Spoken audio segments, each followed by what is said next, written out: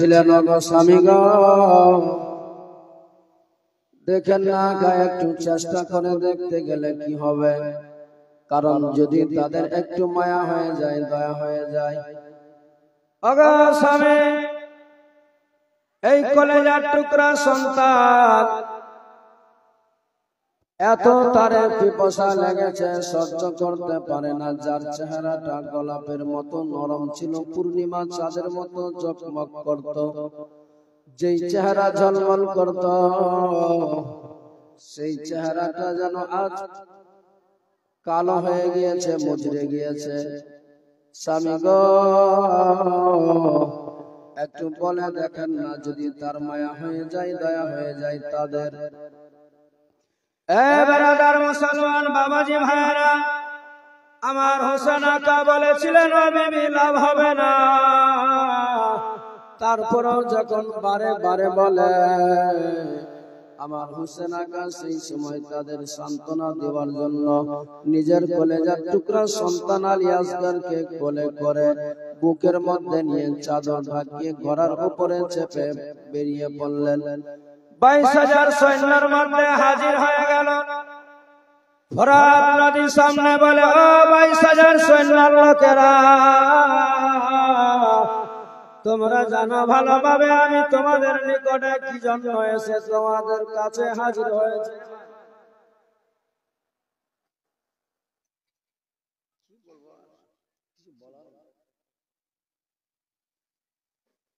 টানার ক্ষমতা আছে।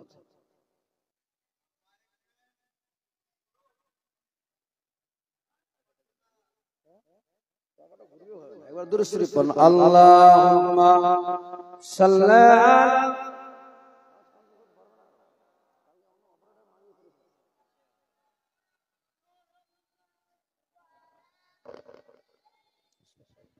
ওয়া আলা আলি সাইয়্যিদিনা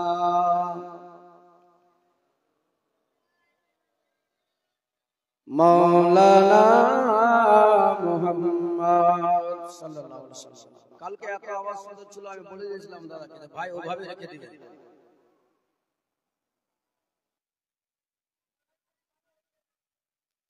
যদি বলার সুবিধা না হয়, ভালো না লাগে তো বলা যাবে না। আপনাকে ভালো লাগবে না, আমাকে ভালো লাগবে।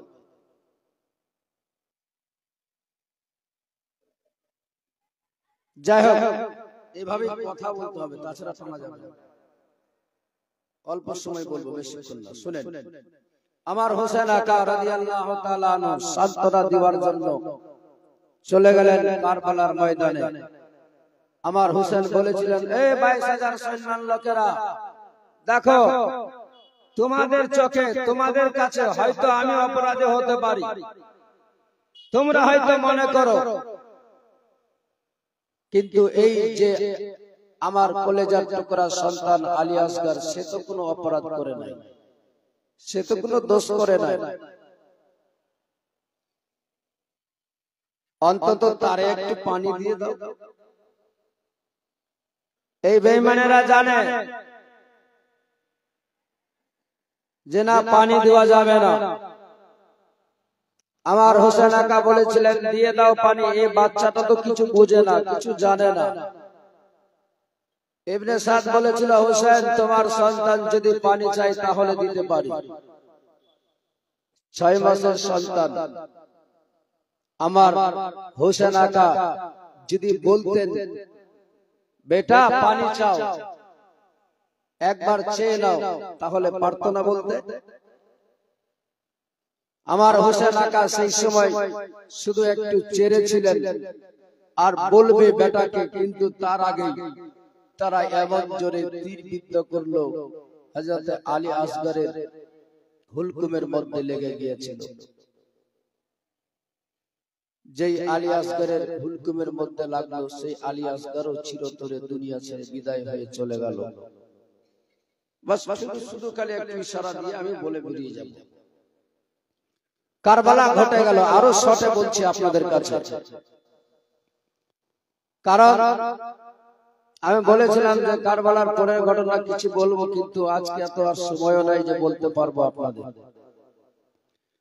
আমার আলী আসগরকে নিয়ে আমার হোসেন আকা কারবালার ময়দানে তীর বিদ্ধ হয়েছে, তীর লেগেছে। আমার হোসেন আকা সেই সময় তীরটাকে একটু টানবেন বলে মনে করেছিলেন, যদি আমার কলেজার টুকরা সন্তান বেঁচে যায়। তীরটাকে টানার সাথে সাথে হিচকি মেরে চিরতরে দুনিয়া ছেড়ে বিদায় হয়ে চলে গেল। সকলে পড়ুন ইন্না লিল্লাহি ওয়া ইন্না ইলাইহি রাজিউন। বেরাদার মুসলমান, ইমাম হোসেন রাদিয়াল্লাহু তাআলা আনহুর হাতে চুল্লু ভরা রক্ত। ওই রক্ত নিয়ে নিজের কলেজার টুকরা সন্তান আলী আসগরের রক্ত নিয়ে জমিনে ফেলতে চেয়েছিল। জমিন থেকে আওয়াজ আসছে, ওগো হোসেন, ওগো আকা হোসেন, এই রক্ত যদি আপনার কলেজার টুকরা সন্তানের রক্ত যদি এক কাতরা জমিনে পড়ে যায়, তাহলে জীবনে কোনোদিন জমিন থেকে সবুজ ঘাস বের হবে না। আমার হোসেন আকা সেই সময় ভেবেছিলেন যে এই রক্তটাকে আসমানের দিকে নিক্ষেপ করে দেব, কিন্তু আসমান থেকেও আওয়াজ আসে, ও হোসেন, এই রক্ত যদি আসমানের দিকে যদি নিক্ষেপ করা হয়, কিয়ামতের সকাল পর্যন্ত আসমান থেকে বৃষ্টি বর্ষণ হবে না। আমার হোসেন আকা নিজের নবীর উম্মতীদের সুবিধার্থে, যেন আমার নানার উম্মতিরা বিপদে না পড়ে যায়, মুসিবতে না পড়ে যায়, যার কারণে আমার হোসেন আকা সেই সময় চুল্লু ভরা রক্ত নিয়ে বলেছিলেন, ইনকার আসমা কো হ্যায় জমি রাজি नहीं, আলী আসগর তোমারা খুন কা ঠিকানা কहीं नहीं। ওই হোসেন আকা চুল্লু ভরা রক্ত নিয়ে সারা শরীরের মধ্যে মেখে নিয়েছিলেন। আমার হোসেন আকা এসে খিমাই আলী আসগরকে নিয়ে পৌঁছালেন। মা শহর বানু দাঁড়িয়ে আছে, বলেছিলেন, স্বামী গো, ওগো স্বামী, আমার ছেলের খবর কি আছে? আমার সন্তান কেমন আছে? আমার হোসেন আকা বলেছিলেন, বিবি রে, ও বিবি রে, তোমারে বললাম আমি গিয়ে কোনো লাভ হবে না, তারা মানবে না, বুঝবে না, শুনবে না। তুমি মানলে না, গেলাম তাদের নিকটে। আমার কলেজার টুকরা সন্তানকে এমন ভাবে তারা শুইয়ে দিয়েছে, ঘুমিয়ে দিয়েছে, তারা আর আমার ছেলে আর কোনোদিন কলেজার টুকরা জাগবে না। বিবি রে, আমাদের কলেজার টুকরা সন্তান আলী আসগর আর নাই বেঁচে, চিরতরে দুনিয়া ছেড়ে বিদায় হয়ে চলে গিয়েছে। মা শহর বানু সেই সময় বলেছিলেন, আগো স্বামী, আজ আমাদের একটাই কলেজার টুকরা সন্তান ছিল, যারে নিয়ে বড় স্বপ্ন দেখেছিলাম, এই বাচ্চাটাকে পানি দিয়ে দিবে। স্বামী গো, তাদের মায়া হলো না, দয়া হলো না। আল্লাহর দরবারে হাত তুলে বলেন, ওগো রব্বুল আলামিন, মাওলা তাআলা, আমার এই 6 মাসের বাচ্চা গিয়েছিল কারবালার ময়দানে, তারা পানি দিল না। দিনের রাহে ইসলামের খাতিরে আমার কলেজার টুকরা চিরতরে দুনিয়া ছেড়ে চলে গিয়েছে। মাবুদ, আমার গর্ভে যদি এমনি শত শত সন্তান আরো থাকতো, তাদেরকে আমি এই দিনের রাহে ইসলামের খাতিরে তাদেরকে বিলিয়ে দিতাম। ওগো আল্লাহ, আমার এই সন্তানের কুরবানিটা তুমি কবুল করে নাও। আমার হোসেন আকাও তাই বলেছিলেন যে রব্বুল আলামিন, আমার কাছে আর দেওয়ার মতো কিছু নাই, যা ছিল এই কলেজার টুকরা সন্তানটাও চলে গেল। আমার হোসেন একা, খুব শর্টে বলি, সালামদার আব্বাসের ঘটনা, আমি ওইদিকে যাচ্ছি না। ইমাম হোসেন কারবালায় যাওয়ার জন্য বের হচ্ছে। বেরাদার মুসলমান বাবা ভাইরা ও আমার মা বোনেরা, আপনাদের শোনা আছে, আপনারা শুনেছেন ভালোভাবে।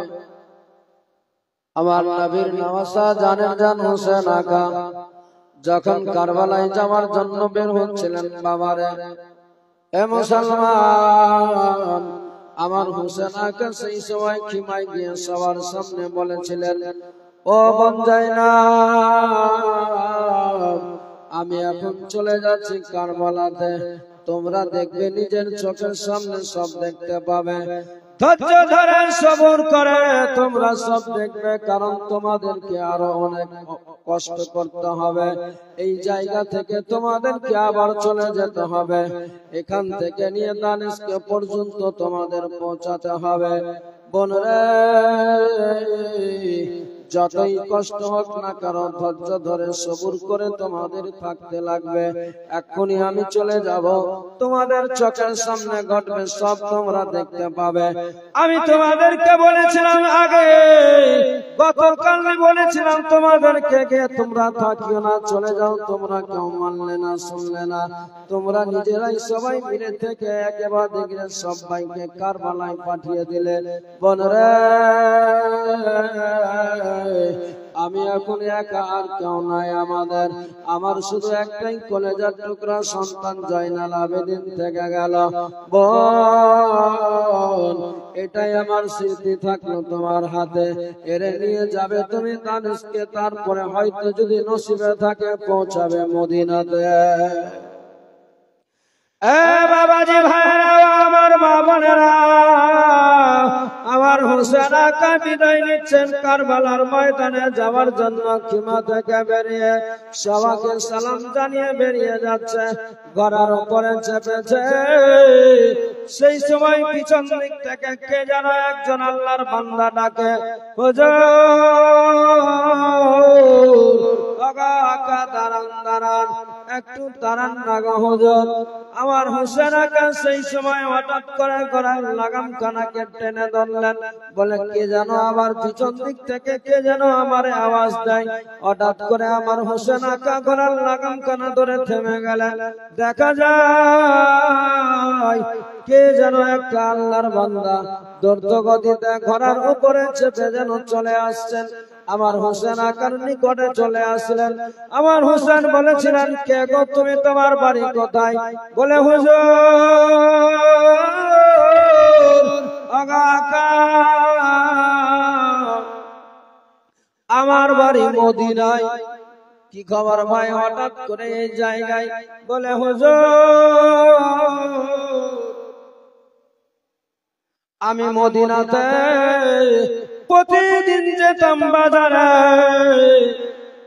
যে রাস্তা দিয়ে যেতাম আমার রাসূলুল্লাহ রওজার পাশ দিয়ে ওই দিক দিয়ে প্রতিদিন যেতাম আমি দেখছি হঠাৎ করে হুজুর গত কয়েকদিন আগে গিয়েছিলাম হঠাৎ করে যেন দেখতে পেলাম একটা মেয়ে যেন হুজুর নয়নে কাঁদে আর সবারই বলে একটু দাঁড়ান না গো চাচা চাচা বলে ডাকে হুজুর আকা গো আমিও যাচ্ছিলাম সকাল বেলায় বাজার করব বলে হঠাৎ করে নজর পড়ে গেল তার কান্না দেখে সহ্য না করতে পেরে থামতে না পেরে ঘোড়া থেকে নেমে গেলাম বাজারে গেলাম না আমি নেমে গেলাম নিকটে গেলাম মেয়েটার তারে মাথায় হাত বুলাই আর জিজ্ঞেস করলাম মারে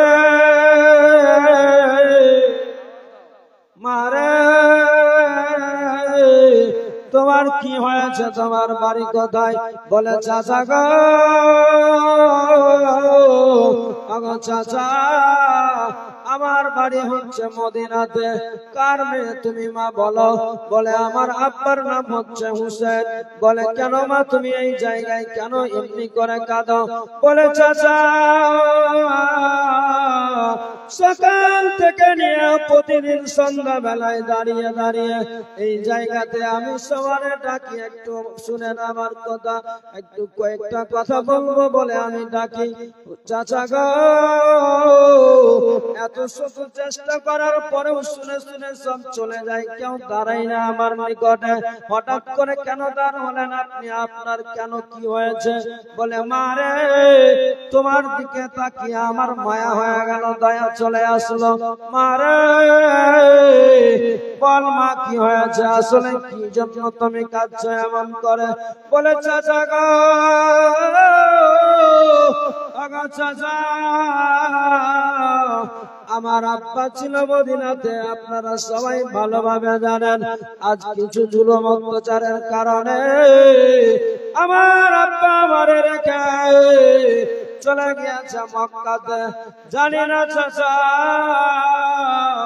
আমার আব্বা কি অবস্থায় রয়ে আছে, কেমনি এখন আছে, কি অবস্থাতে। আমার আলী আসগর ভাই ছিল 6 মাসের, আলী আসগর ভাই সে কি অবস্থাতে কেমনি আছে আমার জানা নাই চাচা গো।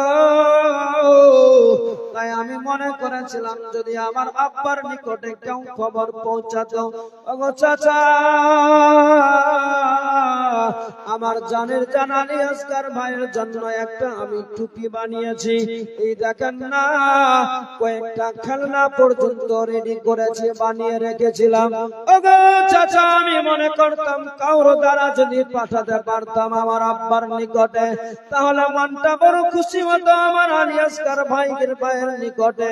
টুপিটাকে এবং কয়েকটা জিনিস ছিল খেলনা, আর একটা আমি চিঠি লিখেছিলাম, এই চিঠিটা যদি আমার আব্বার নিকটে দিত বড় খুশি হতাম। চাচা গো সবার কাছে কাকুতি মিনতি করেছি, কেউ শুনেনি আমার কথা, কেউ মানল না, কাউর মায়া হলো না, দয়া হলো না। সঙ্গে সঙ্গে ওই আল্লাহর বান্দার মায়া হয়ে গেল, বলে মারে তুমি চিন্তিত হয় না, মা চিন্তিত হয় না, আমি আছি। তখন যখন তুমি বলতে পেরেছ আমি তোমার আব্বার নিকটে যাব।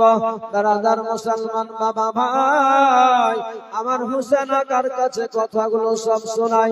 আমার হুসেন আকা দাঁড়িয়ে দাঁড়িয়ে যেন সব কথাগুলো তার মুখ দিয়ে শুনে, বলে হুজুর ওই আপনার মেয়েটা তার প্রতি মায়া দয়া হয়ে যাওয়ার কারণে গেলাম তার নিকটে। সে আমাকে সব কথাগুলো বলার পরে কয়েকটা জিনিস দিয়েছে আমার, একটা কাঠির ভিতরে একটা পটলার মধ্যে যেন বাঁধা আছে। ওগো হুজুর এই দেখেন একটা চিঠিও দিয়েছে আপনার মেয়েটা আপনার পড়তে। হুজুর এই চিঠিটাকে নিয়ে আমি আর গেলাম না কোথাও, বাজারেও যাইনি, বাজারও গেলাম না, সরাসরি চলে আসলাম। ওই চিঠিটাকে নিয়ে বাড়ি থেকেই ফেরত হয়ে বেরিয়ে পড়লাম আপনার খোঁজে। হুজুর আকা গো আপনার খোঁজে বেরিয়ে পড়লাম, চলে গেলাম মক্কাতে। মক্কায় গিয়ে খোঁজ পেলাম আপনি আর মক্কায় নাই, মক্কা থেকে আপনি বেরিয়ে পড়েছেন। হুজুর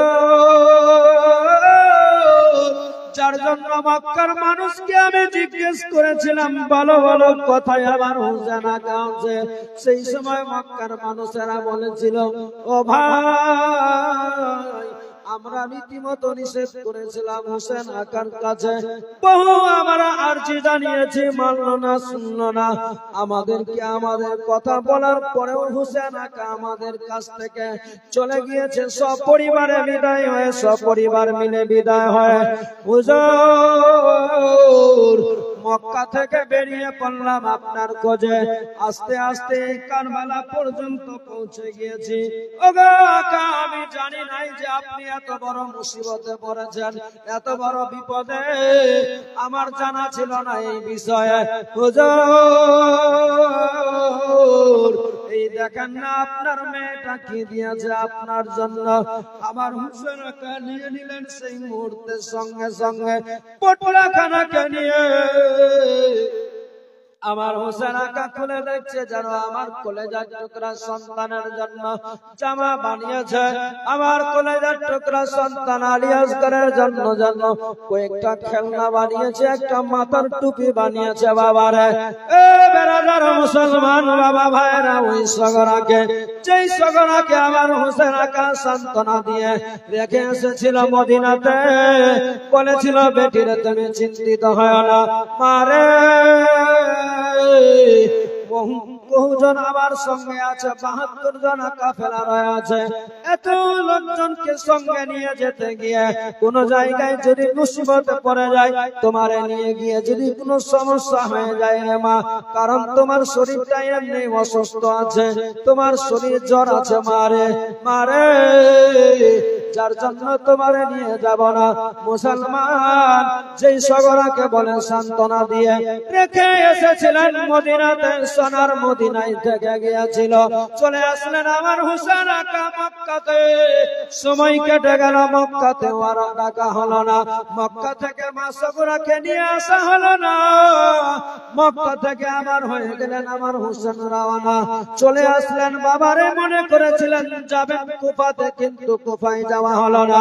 তার আগে ওই বেঈমানেরা জালিমেরা কোহেজিসাম পাহাড়ে আটক করে দিয়েছিল আমার হোসেন আকাকে। যেই বিষয় আপনাদের সামনে বলেছি বাবারে, আমার হোসেন আকা ওই কারবালার ময়দানে সব জিনিসগুলো নিয়ে চিঠিটাকে যখন খুলেছে, চিঠিটার মধ্যে যেন লেখা আছে, আব্বা গো আব্বা, আপনি আমারে কথা দিয়েছিলেন, বলেছিলেন আব্বা যে আমারে নিয়ে চলে যাবেন মদিনা থেকে। ওগো আব্বা, আজ কতদিন হয়ে গেল, আব্বা কেন আমারে নিয়ে গেলেন না? আপনার কি মায়া নাই, দয়া নাই অন্তরে? আমি একাই মদিনার মতো জায়গাতে একা একা রয়ে আছি, কেমন আমারে লাগে বলেন আব্বা। এতদিন হয়ে গেল, একবারও নিয়ে গেলে না, আমারে খবরও নিলে না আব্বা। আব্বা গো, আমার যা আছে আছে, আমি যে অবস্থাতে আছি, তবে আব্বা একটা কথা বলি আব্বা গো, এই দেখেন আজকের দিনে আপনি কি অবস্থায় কোথায় আছেন আমার জানা নাই আব্বা। তবে দেখেন না, আমি বড় আশা নিয়ে, বড় মনের বাসনা নিয়ে, যে আমার আলী আসগর ভাইয়ের জন্য কয়েকটা খেলনা বানিয়েছি আব্বা। আব্বা গো,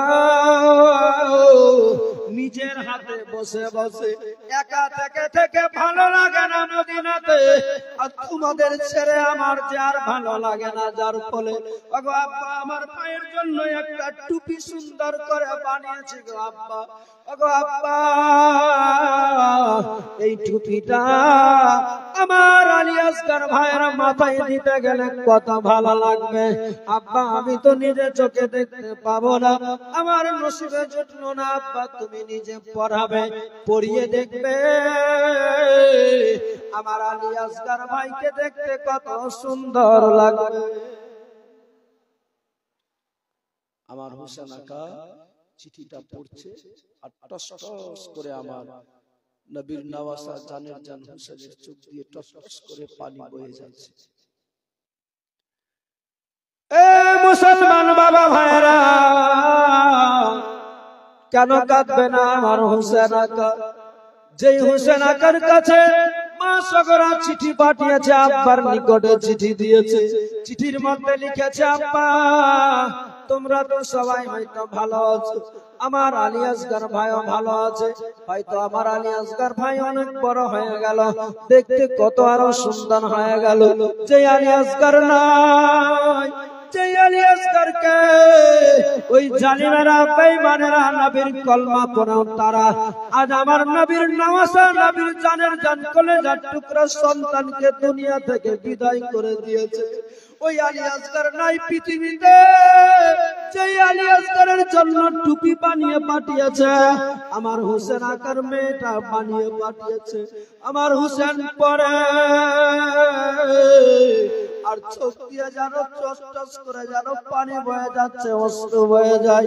আমার হোসেন আকার যেন কলেজা ফেটে যাচ্ছে, বরদাস্ত করতে পারে না। আল্লাহর দরবারে আসমানের দিকে নজর উত্তোলন করে বলে, রব্বুল আলামিন মাবুদ, আজ আমি এমন কোন পরীক্ষার মধ্যে রয়ে আছি গো আল্লাহ, আমার কলেজার টুকরা সন্তান নাই বেঁচে, চিরতরে আমার কলেজার টুকরা আমার ছেড়ে চলে গিয়েছে। ওগো রব্বুল আলামিন, সেই আমার কলেজার টুকরা সন্তানের জন্য আমার মেয়েটা আজকে টুপি বানিয়েছে, আমার সন্তানের জন্য টুপি বানিয়ে পাঠিয়েছে।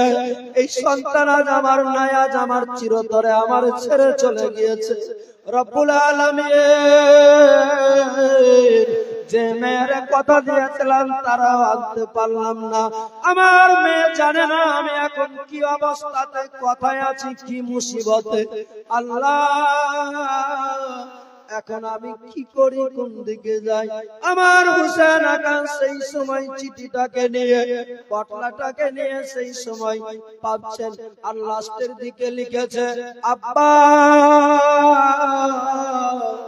আব্বা গো, মদিনার মতো জায়গাতে আমি এত লোকের সামনে কান্না করলাম গো আব্বা, এত লোকের সামনে আমি লোকদেরকে ডেকেছি, কেউ আমার জিজ্ঞেস করে নাই, কেউ আমার কাছে এসে বসলো না, কেউ জিজ্ঞেস করলো না।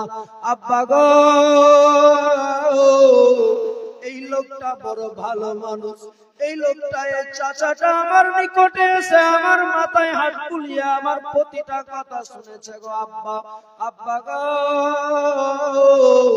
তাই আমি লোকটাকে কিছু দিতে পারি নাই। আব্বা আমি চাই তুমি একটু লোকটাকে কিছু দিয়ে তার মনটাকে আনন্দ দিবে, সে যেন খুশি হয়ে যায়, তুমি এমন ইনাম দিবে। কারণ ওই লোকটা মদিনা থেকে তোমার নিকটে গিয়েছে আব্বা, আমার কাছে কিছু চাইনি আব্বা, আমার কাছে দিওয়ার মতো কিছু নাই, তাই জানালাম তোমারে। আব্বা গো, একটু পারলে আমার এই লোকটাকে দিয়ে একটু তাকে খুশি করে দিবে। আমার হোসেন আকা এই কথা শুনে আরো যেন চোখ দিয়ে যেন আরো টসটস করে পানি বয়ে যাচ্ছে, কলেজা ফেটে যাচ্ছে, আর সহ্য করতে পারে না। ওই হোসেন আকা, আমার হোসেনের চোখে পানি। কেন কাঁদবে না বাবা, কেন কাঁদবে না? যেই হোসেন আকা আর নাই কিছু তার পাশে, একা যে সময় যাচ্ছিল কারবালার প্রান্তে, সেই মুহূর্তে এসে ওই মদিনা থেকে লোকটা হাজির হয়েছে। আমার হোসেন আকা সেই সময় বলেছিলেন, ভাই রে, আমরা সেই ঘরানা, আমাদের ঘরে আমাদের বাড়িতে যারা এসেছে কোনোদিন কেউ না খেয়ে ফেরত যায়নি, কোনো সাওয়ানি এমনিতেই ফেরত চলে যায়নি। আমরা না খেয়ে অন্যের খাবার দিয়েছি। আমরা তো তারই সন্তান আছি, যে মা ফাতেমা খাতুনে জান্নাত নিজে না খেয়ে অপরের জন্য খাবার দিয়েছে, নিজে না খাবার খেয়ে অপরকে খাবার খাওয়িয়েছে। আমরা তারই সন্তান। ভাই, তুমি এসে যখন হাজির হয়েছ, যখন তুমি এসে আমার কাছে উপস্থিত হয়েছ, তুমি জানো এখন আমার কাছে দিওয়ার মতো কিছু নাই, তবে আমি এখন যাব কারবালায়। দেখতে পাচ্ছ আমার যতজন ছিল আশিক প্রেমিক, খাদিম, খদ্দাম, চাহনেওয়ালা, সবাই আমার কাছ থেকে আজ চলে গিয়েছে কারবালার ময়দানে। সবাই দ্বীনের রাহে, ইসলামের খাতিরে সবাই গিয়ে শহীদ হয়ে গিয়েছে। ভাই রে, তোমার জন্য আমার মেয়েটা এসে জানিয়েছে, ভাই আমি তোমারে কি দিয়ে তোরে সান্ত্বনা দিই। আমার হোসেন আকা সেই সময় তারে সঙ্গে নিয়ে খিমার দিকে যাচ্ছে, আর গিয়ে হোসেন আকা আমার সেই সময় গিয়ে মা শহরবানু, মা সবরা সবাই দাঁড়িয়ে আছে, দেখছে আমার হোসেন আকা এসে আবার খিমার দিকে হাজির হচ্ছে। আমার হোসেন আকা সেই সময় হোসেনের দিকে দেখে বলেছিলেন, ওগো আকা, ওগো আমার মাথার তাজ কি হয়েছে? বলছে, জানো না আমার কলেজার টুকরা মেয়েটা, যে জানের জান মেয়ে ছিল, যে আজ সোনার মদিরাতে যারে রেখে এসেছি, সে আজ আমাদের জন্য কি পাঠিয়েছে জানো? তুমি শুনলে অবাক হবে। আমার নবীর নওয়াসা বলছেন, ওই লোকটাকে সঙ্গে করে নিয়ে দাঁড়িয়ে আছে। এ মুসলমান, নবীর নওয়াসার কাছে সেই মুহূর্তে দিওয়ার মতো ছিল না কিছু, কিন্তু তারপরেও আমার নবীর নওয়াসা হোসেন বলেন, ও শুনো আল্লাহর বান্দারে, যারাই আমার কাছে আমাদের নিকটে এসেছে কখনো যায়নি খালি হাতে, আজ তুমিও যাবে না আমার কাছ থেকে খালি হাতে। আজ আমার নবীর নওয়াসা কি দিচ্ছিলেন তার হাতে বলবো আপনাদের মাঝে। তার আগে একটু পারবেন মুক্ত হস্তে 5 পাঞ্জাতনের নামে আহলে বাইতে আথারের মুহাব্বতে একটা আল্লাহর বান্দা 1000 টাকা দান দিতে? একজন আল্লাহর বান্দা আলে নবীর মুহাব্বতে, নবী খানদানের মুহাব্বতে 1000 টাকা পারবেন দিতে? একজন এতগুলো লোকের মাঝে, এতগুলো লোকের মধ্যে? মাশাআল্লাহ। কি নাম? লাল সুবহানাল্লাহ, নারে তাকবীর, নারে রিসালাত। লালচান আলী সাহেব 1000 টাকা দান করেছে। আল্লাহ যেন তিনার দানকে কবুল করে নেয়, আল্লাহ যেন তার মনস্কামনা পূর্ণ করে দেয়। মাওলা তাআলা দিয়েছে 1000 টাকা, মাওলা তার পৃথিবীতে বাড়িয়ে দিও মান সম্মান, তার আত্মীয় স্বজনকে দিও জান্নাতের মধ্যে স্থান। আলে নবী, নবী খানদানের হাত দ্বারা দোয়া হবে, সবার আমার আপনার নসিব চমকে যাবে, আমার আপনার বেড়া পার হয়ে যাবে ইনশাআল্লাহ তাআলা। লালচান ভাই দিয়েছে, আরো দেখবো 5 পাঞ্জাতনের নামে যে আহলে বাইত আথারের মুহাব্বতে আজ লালচান ভাইয়ের সঙ্গী একজন সাথী একটা হবে। 1000 টাকা দেনেওয়ালা শাকিরুল, সুবহানাল্লাহ, শাকিরুল ভাই আমার। হ্যাঁ বলছি, নারে তাকবীর, একটু জোরে লাগান না। নারে তাকবীর, নারে রিসালাত, নারে হায়দারি। শাকিরুল ভাই 1000 টাকা তিনি দান করেছে, আল্লাহ যেন তিনার দানকে কবুল করে নেয়। সকলে বলুন আল্লাহুম্মা আমিন। একটু জোরে বলা যাবে আমিন? জোরে, আরো জোরে,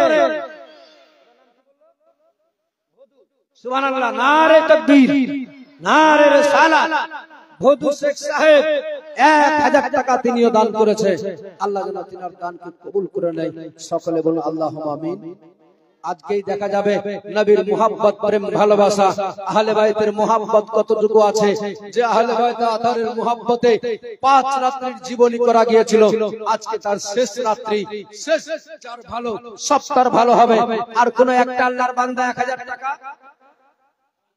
আনসুল শেখ, নারে তাকবীর, নারে রিসালাত। আনসুল শেখ সাহেব 1000 টাকা দান করেছে।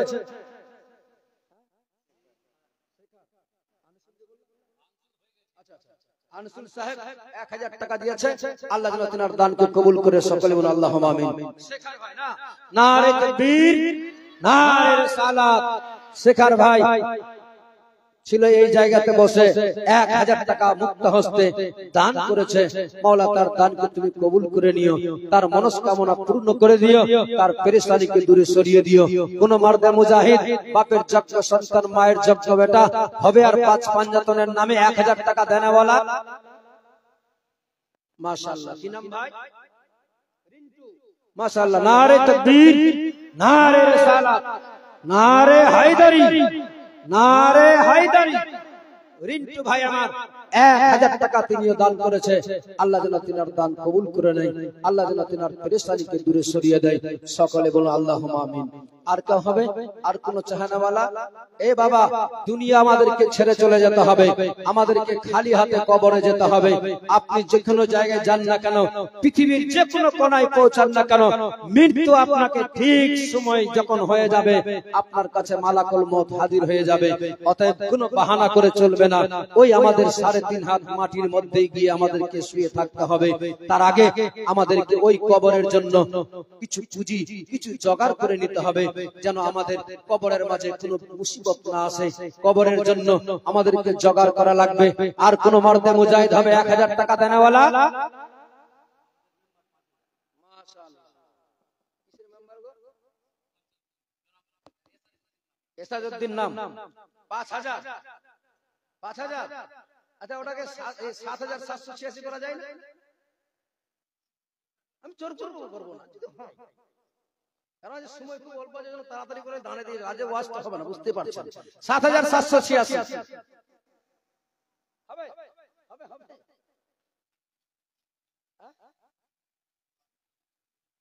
5786, 5786। আমি বললাম 7786, আর 2000 কমে যাবে না, হবে ইনশাআল্লাহ। নারে তাকবীর, নারে রিসালাত। মেম্বার সাহেব কি নাম বলেন দাদা?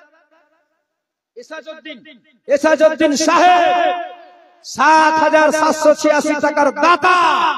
আল্লাহ যেন তার পকেটকে জীবনে না করে ফাঁকা। মাওলা তাআলা তার আত্মীয় স্বজনদের নামে জান্নাতের গেটকে করে দিও ফাঁকা। একবার জোরে আমিন বলা যাবে? আরো জোরে। মাশাআল্লাহ। কোন আল্লাহর বান্দার পিছনে হবে? একটা আল্লাহর বান্দা 1000 টাকা দেনা বলা, 1000 টাকা জীবনে পকেট হবে না ফাঁকা।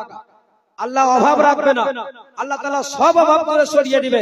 1000 টাকা দেনেওয়ালা গোলাম মুস্তাফা। মাশাআল্লাহ, নারে তাকবীর, নারে রিসালাত। গোলাম মোস্তফা ভাই আমার 1000 টাকা তিনিও দান করেছে। আল্লাহ যেন তিনার দানকে কবুল করে নেয়। জোরে বলুন আল্লাহুম্মা আমিন।